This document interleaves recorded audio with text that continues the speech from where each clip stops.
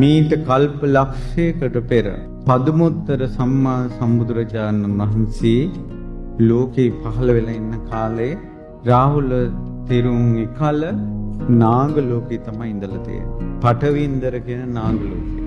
ඒ නාග ලෝකේ ඉපදෙන්න හේතුවක් වෙලා තියෙනවා. මෙතුමා මනුස්ස ලෝකේ ඉන්න කාලේ ගොඩාක් දන් දෙන්න ආසයි. මෙතුමාගෙන් දානේ ගන්න ඇවිල්ලා තියෙන තාපසීන් වහන්සේ නමක්. ඒ තාපසීන් වහන්සේ විවේක ගන්න යන්නේ නාග ලෝකෙට. ඉතින් අර බ්‍රාහ්මණ පුත්‍රයාට නිතර නාග ලෝකය ගැන විස්තර කියනවා. එයින් උපන් ඡන්දේ මුල් කරගෙන නාග ලෝකේ ඉපදුණා. ඊට පස්සේ නාග ලෝකේ බොහෝ ආයුෂ. ඒ අතර තමයි පදමුත්තර බුදුරජාණන් වහන්සේ ලෝකේ පහළ වුණේ. බුදුරජාණන් වහන්සේ පහළ වුණ බව අහපු නාරජු භාග්‍යවත් පදමුත්තර සම්මා සම්බුදුරජාණන් වහන්සේට තමන්ගේ නාග ලෝකයට වඩින ලෙස ආරාධනා කළා දානෙ පිණිස. සංඝගණ පිරිවරාගත් පදමුත්තර සම්මා සම්බුදුරජාණන් වහන්සේ නාග ලෝකයට වැඩියා. දානෙ බෙදනකොට බුදුරජාණන් වහන්සේගේ හැඩරුවට සමානවම තව තරුණ ස්වාමීන් වහන්සේ නමක් වැඩ ඉන්නවා. ඉතින් දානෙ බෙදන ගමන් හිතෙනවා එක වගේද කියලා. බුදුරජාණන් වහන්සේට මහා පුරුෂ ලක්ෂණ තිබෙනවා. නමුත් ලාවට ඒ වගේ කියලා දැනෙනවට තව ස්වාමීන් වහන්සේ නම. ඒතර දැන් දානේ බෙදලා ඉවර වෙලා නාරජු බුදුරජාණන් වහන්සේ දිහා බලනවා, අර ස්වාමීන් වහන්සේ දිහා බලනවා එක වගේ කියලා. ඊට පස්සේ නාරජු අහනවා ස්වාමීනි මේ තෙරුන් වහන්සේ කවුද? ඊට පස්සේ කියනවා මේ තෙරුන් උපරේවත. ඉතින් මට හිතෙනවා බුදුරජාණන් වහන්සේ වගේ ගතියක් දැනෙනවා කියලා. ඊට පස්සේ අනිත් ස්වාමීන් වහන්සේලා කියන නාරජතුමනි ඔය උපරේවිත තෙරුන් අපගේ පදමුත්තර බුදුරජාණන් වහන්සේගේ ගිහි කාලේ පුත්‍රයා. ඒ නිසා රූපයෙන් සමානයි. ඊට පස්සේ මේ කාරණාවත් එක්ක අර නාරයතුමාට කැමැත්තක් ඇති වුණා. මටත් බුදු කෙනෙක්ගේ පුතෙක් වෙන්න බැරිද?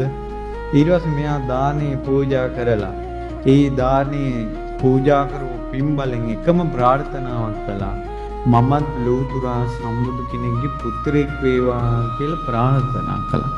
දැන් ඕකම හිතේ වැඩ කරනවා. පදුමුත්තර බුදුරජාණන් වහන්සේට දීර්ඝ ආයුෂ තිබුණා. ඒ දීර්ඝ ආයුෂ තිබුණ නිසා නාරජතුමා නාග ලෝකෙන් චුත වෙලා ඒ පදුමුත්තර බුදුරජාණන් වහන්සේ වැඩ හිටපු නගරයේම ඉපදුණා. ඉපදිලා අර කලින් බුදුවරුන්ට දම් බෙදපු කෙනෙක් ඒ තියෙන පින්බලයත් එක්ක පුංචි කාලේ ඉඳලම සංඝයාට උපස්ථාන කරනවා.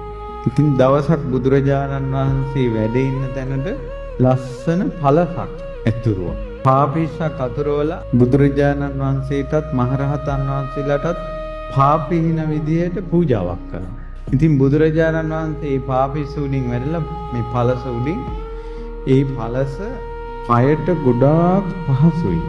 ඊළඟට කැඩපතක් වන් සොඳුරු දැක්මක් තියෙනවා. ඒ කණ්ණාඩියක් වගේ කියන්නේ එච්චර සිනිදු එච්චර ගානට තියෙනවා.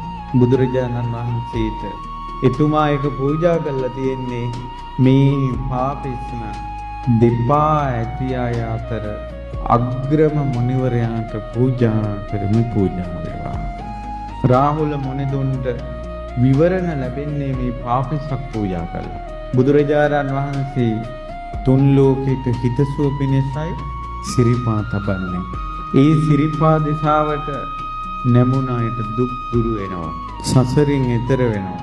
ඒ සිරිපා පිසින්න පාපිස්න පූජා කරපු පින කොයිතරම්ද කියනවනම් පදුමුත්තර බුදුරජාණන් වහන්සේ වදාළා පින්වත් මහණෙනි තථාගතයන් වහන්සේ ඇතුළු සංඝයාට පාපිස්න මේ බුමුතුරුණු අතුරපු මේ පින්වතා මේන් ආත්ම භාව ගණනාවක් දෙවියන් අතරත් මිනිස්සු අතරත් සැප විඳිනවා. අනාගතේ මේ ලෝකේ මුළු පෘථුවියටම අධිපති විමල කියලා සක්විති රජ කෙනෙක් වෙනවා.